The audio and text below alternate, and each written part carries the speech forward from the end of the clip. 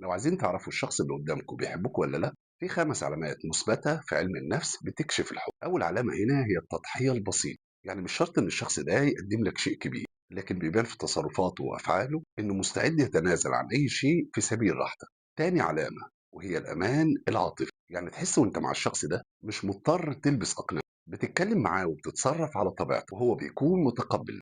تالت علامة التقدير، يعني بيشوفك شخص مميز، بيسمعك بتركيز حتى لو الموضوع بسيط، لكن بالنسبة له مهم جدا. رابع علامة وهي لغة الجسد، عينيه دايما بتدور عليك وسط الناس وبيكون قريب منك من غير ما تاخد بالك، حضوره بيطمنك. خامس علامة وهو الاهتمام المستمر، يعني مش اهتمام لحظي ويبعد أو يمشي، لا ده دايما بيسأل عليك عن تفاصيلك الصغيرة اللي محدش بياخد باله منها.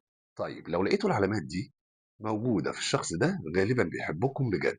قولوا لي بقى رأيكم، هل العلامات دي كافية ولا في علامات تانية؟